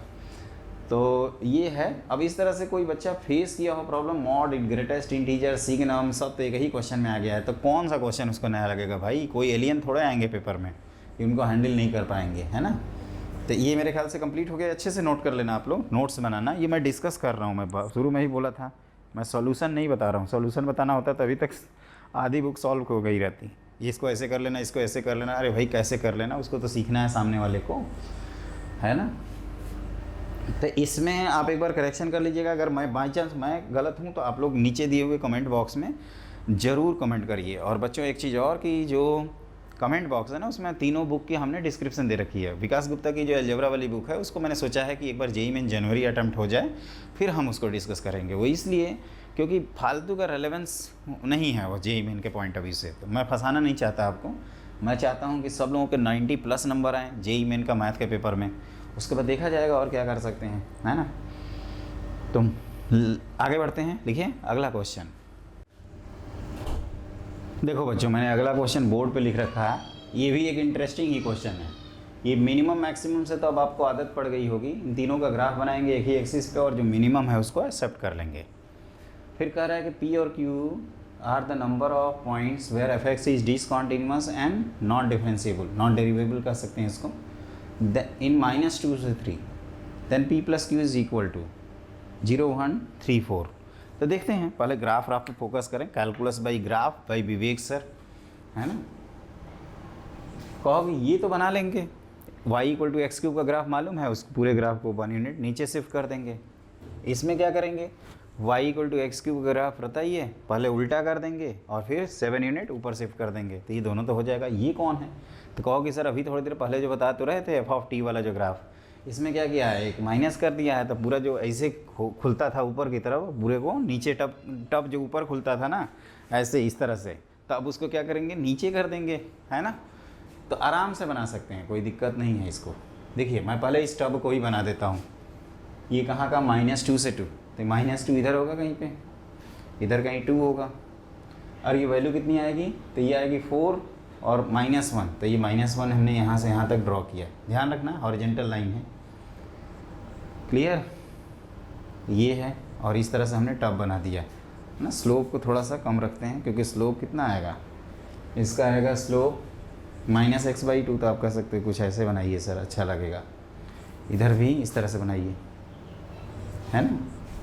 अब माइनस देखो, जैसे स्लोप -2 है, -3 कर दूं तो और ये नीचे, -4 कर दूं तो और नीचे, इस तरह से आप रियलाइज़ करना, है ना। -1/2 करूं और ऊपर, मतलब वो स्लोप से रिलेटेड, स्लोप मतलब इंक्लाइनेशन होता है ना। ये वैल्यू कितनी है, -1, कहीं लिख दिया जाए, बाद में अगर ज़रूरत पड़ेगी तो मिटा देंगे। एक दूसरा कौन है, x³। तो पहले x³ ऐसे जाता था ना, यहाँ से स्टार्ट करते थे, इसे ऊपर खींच ले जाते थे। अभी क्या है कि ये 0 पे -1 है, तो ये यहाँ से क्रॉस कर रहा है ना, और ये 1 पे वैल्यू 0 है, तो यहीं से कहीं निकला होगा। तो ये थोड़ा सा सावधानी से बनाना आप लोग, ये ऐसे बनेगा इस तरह से, है ना, ऐसे। दूसरा ग्राफ y = x³ - 1 का। अब ये तीसरा है, 1 पे वैल्यू देखो इसका, तो 1 पे वैल्यू 6 है, मतलब ये जहाँ हम क्रॉस करा रहे हैं ये 6 से आ रहा है। और 2 पे वैल्यू निकालेंगे तो ये -1 आ जाएगा, 2 पे वैल्यू -1, मतलब ये ऊपर से आ रहा होगा कहीं से, है ना। और -x³, तो ये कुछ ऐसे बनेगा दोस्तों, ये इस तरह से आ रहा होगा ऊपर से। एक मिनट, इसको यहीं पे बना देते हैं। और मैं क्या कह रहा था कि ये यहाँ जाना चाहता है, तो इसको ऐसे करके नीचे भेज देते हैं। थोड़ा सा टिल टाइप का हो गया, मैं इत्मीनान से बनाता हूँ। देखो आप वैसे पूरा बना भी सकते हो, कह सकते हो कि सर माइनस एक्स क्यूब कैसे होगा, पहले ये बना दीजिए, फिर माइनस एक्स क्यूब में आप ऐसे बना दीजिए, और इसी को आप क्या करिए नीचे लेकर शिफ्ट कर दीजिए। तो वही चीज़ हम बनाने की कोशिश कर रहे हैं, है ना। इसको इस तरह से टर्न ले जाना चाहिए। और 2 पे वैल्यू क्या है, 2 पे वैल्यू यहाँ आ गई है। ऑब्वियसली ये ऊपर ही जाके कहीं ना कहीं इंटरसेक्ट कर रहा होगा, है ना। तो चाहे तो इसको और ऊपर कर सकते हैं। देखो बच्चों, ये आपको ही बनाना पड़ेगा इस तरह से, और ये यहाँ ले गए, और सॉरी ये गलत हो रहा है। इसको हमें इससे कोई मतलब नहीं है, लेकिन आराम से बनाएंगे, है ना, जल्दीबाजी नहीं करेंगे। ये यहाँ ले जाता हूँ और इसको जस्ट ऐसे नीचे कर देता हूँ, है ना। अब सही है ना। एकदम इत्मीनान से देखिएगा। ये 1 पे वैल्यू हम पॉजिटिव दिखाने की कोशिश भी कर रहे हैं। क्लियर, वो नीचे नहीं इंटरसेक्शन होना चाहिए, वो देख लेना मिट न जाए कहीं। आराम से देखना बच्चों, एकदम हम आपके सामने ही सीख रहे हैं, है ना, कैसे आपको सीखना चाहिए। अब ये नहीं परेशान हो रहे हैं कि कैसे ये तो ग्राफ राफ आता नहीं है, रोना धोना स्टार्ट कर दिए हैं, वो सब नहीं। ये कौन है भाई, तो ये है -1/4 टाइम्स क्या लिखा है ये, modulus of x - 2 plus mod of x + 2 ना। तो ये हो गया। अब ये तीनों तो बन गए, लेकिन हमारा ये ग्राफ थोड़े है। आप कहोगे सर f(x) का ग्राफ तो इसका मिनिमम वाला है। तो क्या बताया था आपको टेक्निक, आपको बताया था कि इन तीनों में जो मिनिमम होगा उसको हाईलाइट कर देंगे। तो देखिए मैं हाईलाइट कर रहा हूँ, सबसे नीचे वाले को पकड़ा। अब यहाँ भाई साहब ये मिनिमम है और इधर ये है। ओहो, आई एम रियली सॉरी। देखो मैं भी भावनाओं में खो रहा हूँ, क्या कर रहा हूँ यार। बच्चों को ऐसे कैसे तो बता सकते हो आप। ये नीचे जाओगे ना, देखो ये ध्यान रखना, जल्दीबाजी में कभी कभी ना इधर उधर हो जाता है सब। तो इसको आप लिख भी सकते हैं, है ना। अगर लिखना हो जैसे किसी स्टूडेंट को, तो आप ऐसे लिख सकते हो। आपको कहाँ से कहाँ तक चलना था, -2 से 3, तो 3 कहीं इधर ही होगा। तो इसको हम लोग ऐसे सोच सकते हैं कि f(x) की वैल्यू है, ये क्या लिख रहे थे इसको, ये कौन है भाई, तो x³ - 1। अगर x की वैल्यू -2 से कहाँ तक है, -2 से लेकर, और 0 पे तो वैल्यू सेम ही आ रही है, -2 से 0, और 0 से लेकर ये 2 तक की वैल्यू क्या है, तो 0 से 2 तक -1 है। तो यहाँ लिख देते हैं 0 से लेकर 2 तक, है ना। कंटिन्यूअस है तो आप कहीं भी लगा सकते हैं। और ये तो ये कौन है, तो 7 - x³, ये कहाँ से कहाँ तक है भाई, तो 2 से लेकर आप कह सकते हो सर 3 तक है। तो इसमें डाउट देखो, कॉन्टीन्यूअस तो है ही हमेशा, तो number of points where f(x) is discontinuous. अब ये कह रहा है कि डिसकॉन्टीन्यूअस कितने पॉइंट पे होगा, तो आप कहोगे सर हमेशा आपने कॉन्टीन्यूअस बना दिया, डिसकॉन्टीन्यूअस तो ससुरा है ही नहीं, है ना। तो माइंड मत करिएगा। तो m की वैल्यू क्या हो जाएगी, 0। सॉरी m नहीं है यहाँ पे p है। क्वेश्चन चेंज हो गया विवेक बाबू, क्वेश्चन चेंज हो गया है।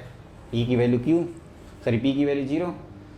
तो ये डिसकॉन्टीन्यूअस तो हुआ नहीं, लेकिन नॉन डेरिवेबल में तो हमारे 2 डाउट आ जाएंगे ना, एक ये आएगा और एक ये आएगा। तो क्या शॉर्ट ट्रिक बताया था जी 0 पे, इसको डिफ्रेंशिएट कर दो, डिफ्रेंशिएट करो इसको, तो ये 3x² आएगा। 0 रखोगे तो 0, इसको डिफ्रेंशिएट करेंगे तो 0, दोनों स्लोप सेम आ गया, 0 पे डिफ्रेंशिएबल आया।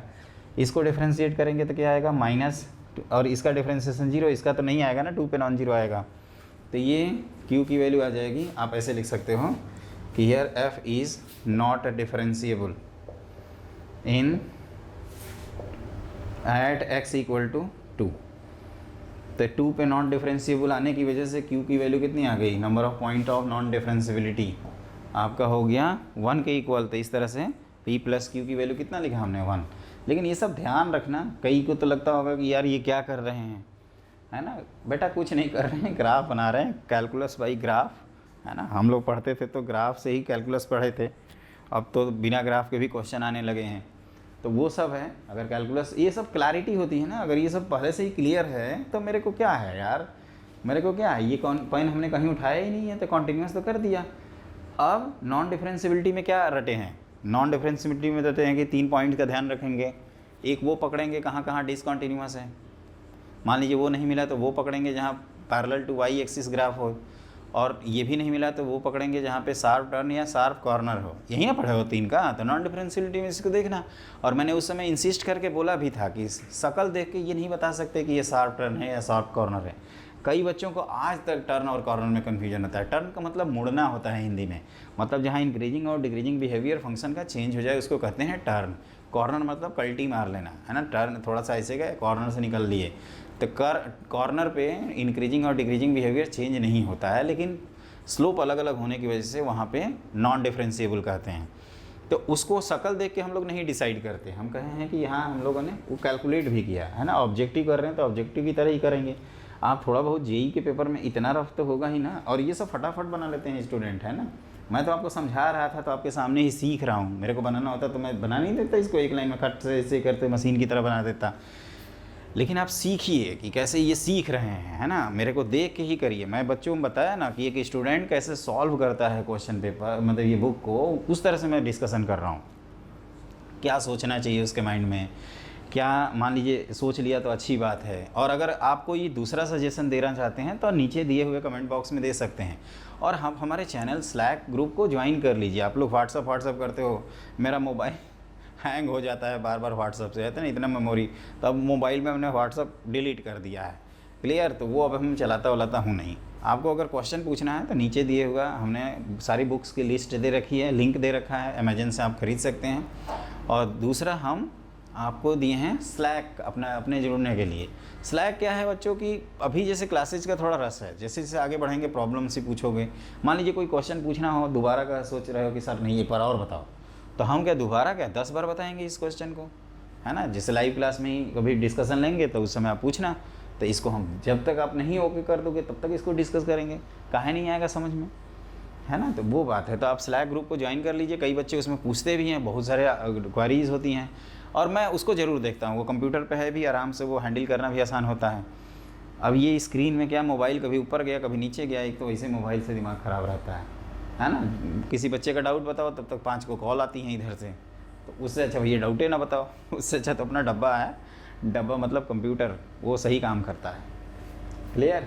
तो देख लो, स्लैक व्लैक ज्वाइन कर लेना। मैं बार बार बोलता हूँ, बाद में ये मत कहना कि हमें ज्वाइन नहीं कराए और हमें टॉपर नहीं बनाए। हम चाहते हैं आप टॉप करें, ज़बरदस्ती चाहते हैं आप टॉप करें यार।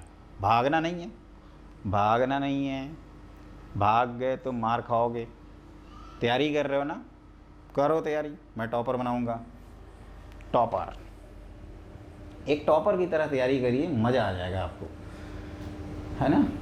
तो मैंने अपनी तरफ से डिस्कशन दोस्तों कंप्लीट कर दिया और ये क्वेश्चन बिल्कुल सही है 100%। अब हमारे 2 क्वेश्चन हैं, दुक्की मार देते हैं फिर आगे बढ़ते हैं, है ना। फंक्शन भी पढ़ना है हम लोगों को।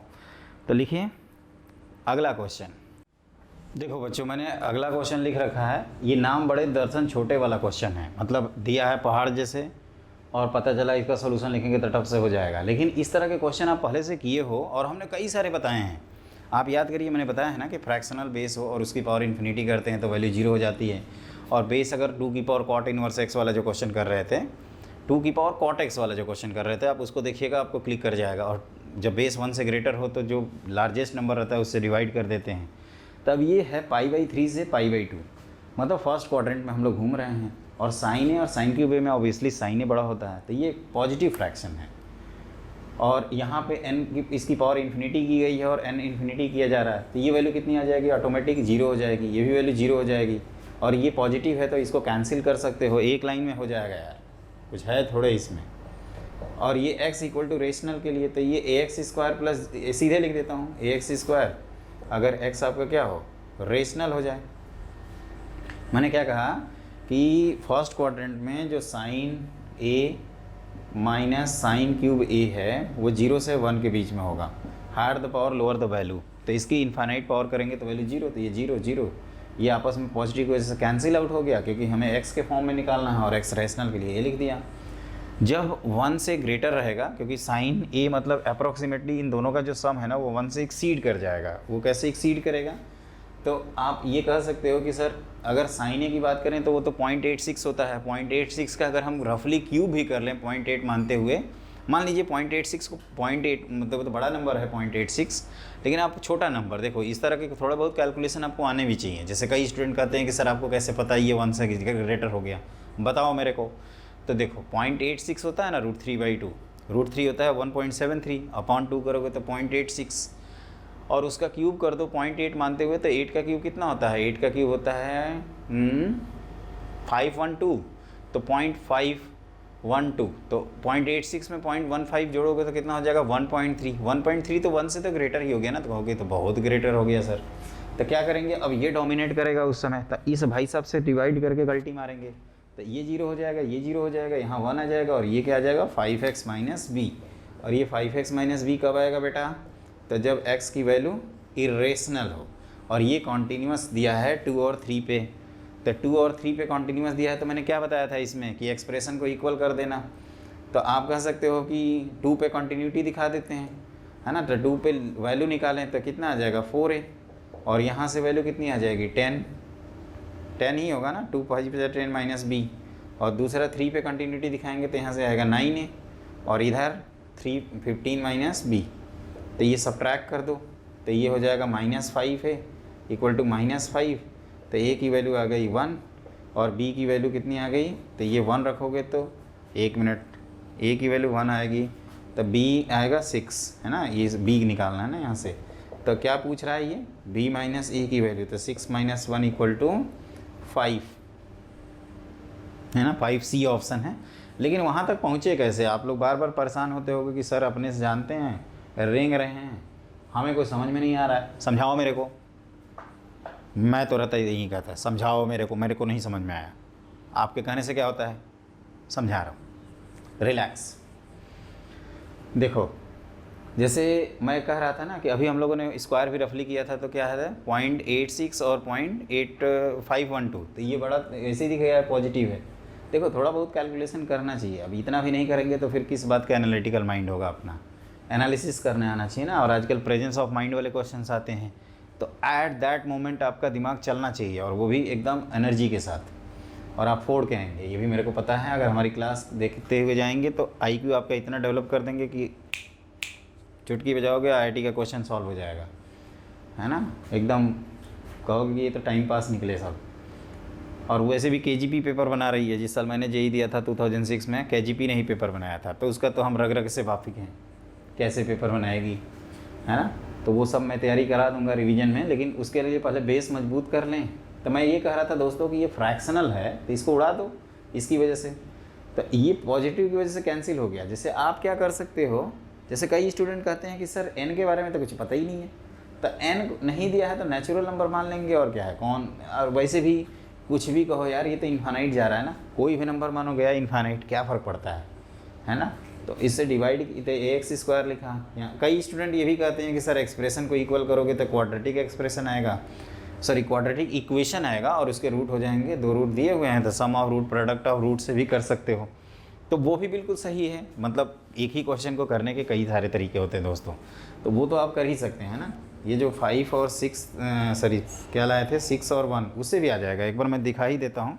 जैसे ये समझ में आ गया ना कि 2 और मैंने ये बोला था इस तरह का क्वेश्चन, रेशनल और इरेशनल वाले क्या बोला था कि जहाँ पे एक्सप्रेशन को इक्वलाइज कर देंगे वहाँ पे फंक्शन कॉन्टीन्यूअस होगा, है ना। मान लीजिए कि हम क्वाड्रेटिक से कनेक्ट करना चाहते हैं, quadratic is my favourite topic, तो उससे अगर कनेक्ट करना चाहते हैं, क्योंकि स्टूडेंट ज़्यादा एसोसिएटेड होते हैं क्वाड्रेटिक, आप 11th में ही पढ़ते हो, 10th से ही पढ़े रहते हो, तो आप ये भी कह सकते होते कि ax² माइनस 5x इक्वल करके मैं लिख रहा हूँ equal to b has roots, क्या हो जाएगा 2 and 3। तो सम ऑफ रूट्स निकालते हैं, तो 5/a की वैल्यू, सम ऑफ रूट्स कितना है 5, and product of root b/a की वैल्यू कितना हो जाएगा 6। तो यहाँ से a की वैल्यू 1 आ जाएगी और b की वैल्यू 6 आ जाएगी, ये भी सही है एक प्रकार से।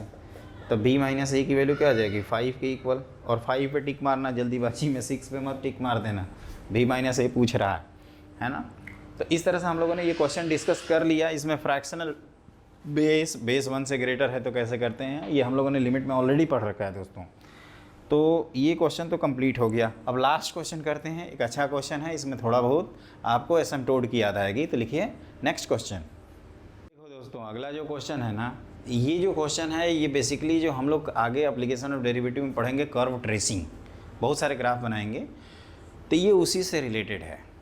अब कहोगे कि कैसे सर, तो कर्व ट्रेसिंग में जैसे हम जब बताते हैं कर्व ट्रेसिंग, तो उसमें हॉरिजेंटल एसिम्पटोट्स, वर्टिकल एसिम्पटोट्स। एसिम्पटोट्स आपके लिए नया नहीं है, आपने हाइपरबोला में वो ऑलरेडी पढ़ा हुआ है, बहाना मत मारिए। y equal to b by a into x और y equal to minus b by a into x बनाए ना, तो उसी को एसिम्पटोट कहते हैं, मतलब a straight line which is tangent to the curve at infinity.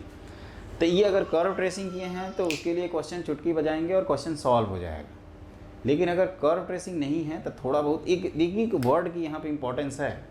पहली चीज़ तो कह रहा है कि फंक्शन डिफरेंशिएबल है 0 से इन्फिनिटी में, तो आप कह सकते हो कि सिंस f इज़ डिफरेंशिएबल इन 0 से इन्फिनिटी, इसका मतलब हम लोग पढ़े हैं कि f of x is continuous. इसका मतलब कॉन्टीन्यूअस का मतलब क्या होता है? कॉन्टीन्यूअस का मतलब कि that is f of x exist, मतलब फाइनाइट कह सकते हैं उसको, इज़ फाइनाइट सिंपली। और फाइनाइट और इन्फिनिटी पे जाना है, तो ये तभी हो सकता है जब क्या हो, फंक्शन डिफरेंशिएबल है तो कॉन्टीन्यूअस कन्फर्म होगा। तो वो एक ही तरीका का हो सकता है, वो कोई भी एग्जांपल ले सकते हो। जैसे मान लीजिए ये फाइनाइट एक नंबर है l और हम फंक्शन को कॉन्टीन्यूअस दिखाना चाहते हैं, तो ये ऐसे इस तरह के गया। और ये हॉरिजेंटल जब लाइन हो जाएगा, हॉरिजेंटल लाइन जब भी बनाएंगे, l कोई फाइनाइट नंबर हो सकता है, ये 0 भी हो सकता है, अपने y 1/x की तरह ऐसे भी दिखा सकते हैं 1/x को। तो इसमें क्या आप पा रहे हो कि इसमें हम पा रहे हैं 1/x में क्या होगा, ये 0 हो जाएगा और डेरिवेटिव भी 0 आ जाएगा।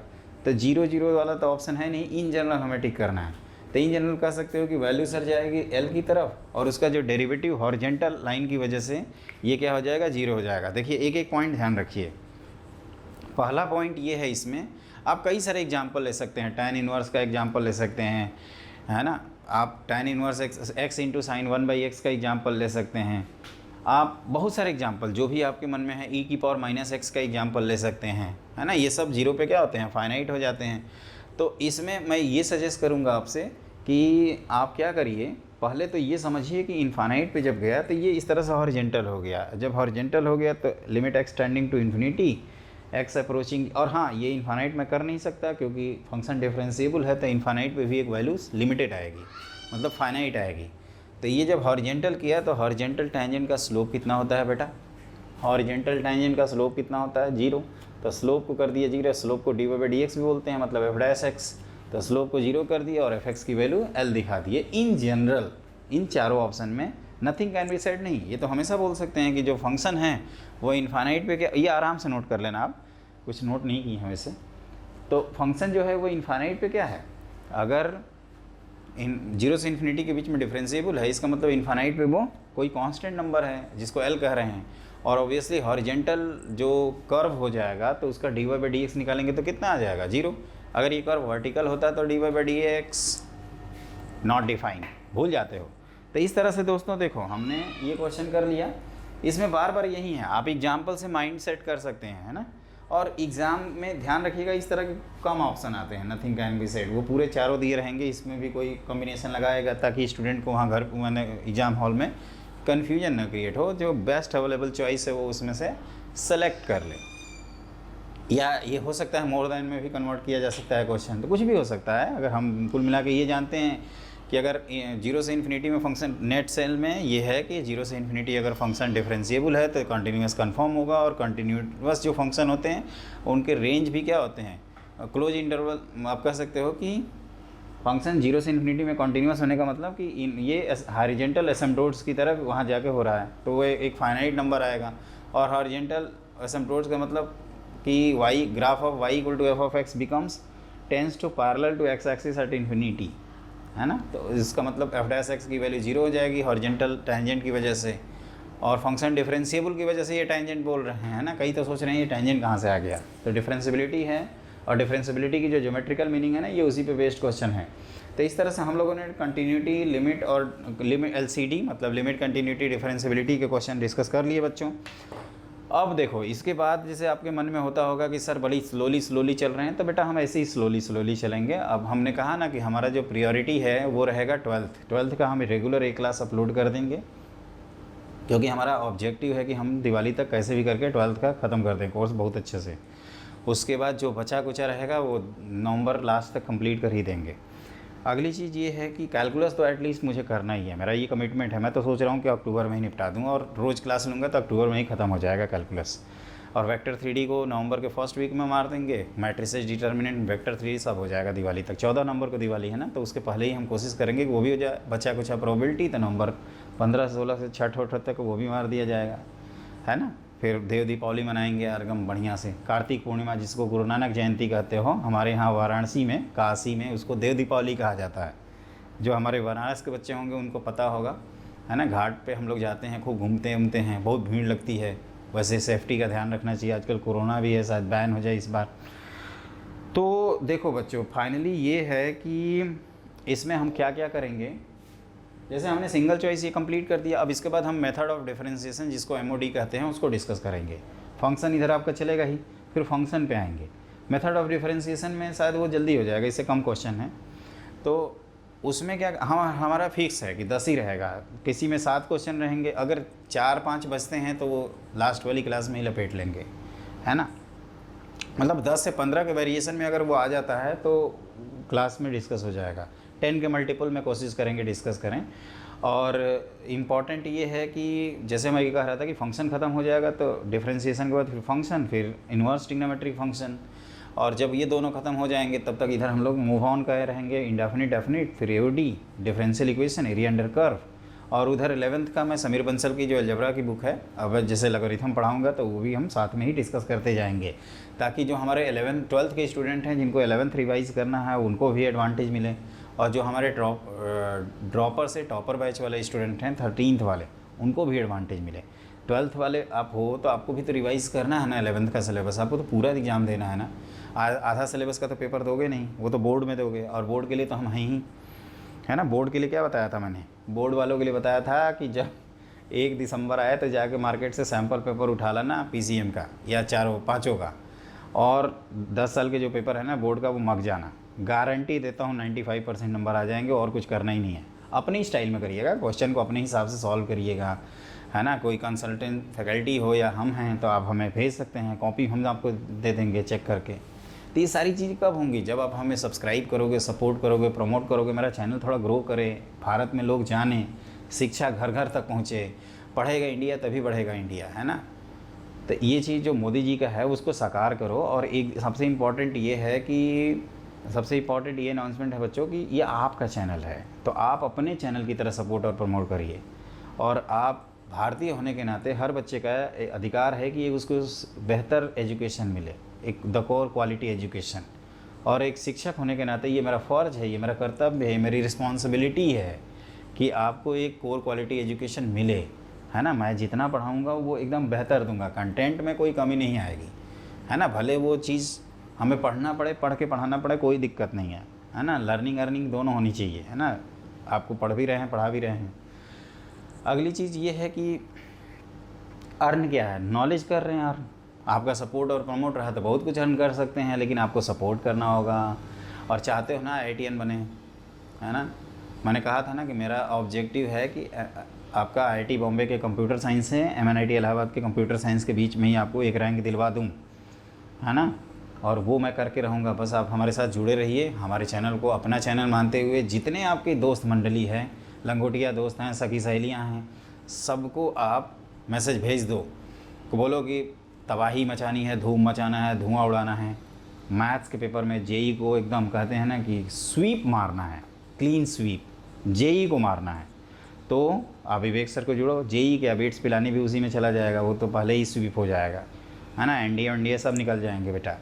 लेकिन उसके लिए पहले हमें सपोर्ट, और कहते हैं ना कि आप सपोर्ट ज़रूर करिए। जल्दी ही मिलते हैं। अब डिस्कशन में अब कल का अगला टॉपिक जो है वो मेथड ऑफ डिफरेंशिएशन, जिसको हमने 12th फाउंडेशन के ऑलरेडी प्लेलिस्ट में लगा रखा है। और जिन बच्चों के पास बुक नहीं है वो कामचोर जो हैं, है ना, वो सब इधर उधर ढूंढ रहे हैं, फ़ोटो जीरोक्स करा रहे हैं। अरे भाई, टोटल हमने जो तीनों बुक भेजी है ना, टोटल काउंटिंग करोगे तो शायद 600-700 में आ जाएंगी तीनों। तो वो तीनों का डिस्क्रिप्शन बॉक्स में हमने लिंक दिया है, तो आप उसको बेटा ख़रीद लो। छोटी छोटी बुक हैं, कहाँ गई वो, कहाँ गई भाई बुक? देखो मैं लाया हूँ, उन सबको दिखाई देता हूँ, है ना। एक तो ये है, देख रहे हो ना, ये कितनी पतली है ना। इसकी लंबाई चौड़ाई ऊंचाई कुछ पता ही नहीं अलजेब्रा की है। इतना कर लोगे तब, है ना। कहते हैं ना कि अलजेब्रा का कंट्रीब्यूशन 35% होता है, और ये कैलकुलस की थोड़ी सी मोटी है। इसमें थ्योरी भी है ना, थ्योरी को हटा दें तो बहुत। तो ये हमारे गुरु जी हैं, है ना, जिनसे हमें इंस्पायरेशन मिलता है, PK बंसल सर। इन्होंने ही मेरा इंटरव्यू लिया था, मेरे को सेलेक्ट किया था, है ना। दुर्भाग्यवश मैंने केवल 1 महीने ही काम किया, मैं जुड़ नहीं पाया, इधर आ गया वाराणसी। तो मेरा रिक्वेस्ट है कि आप हमारे चैनल को सपोर्ट, प्रमोट और इन्जॉय करिए बच्चों। Have a great day, good luck.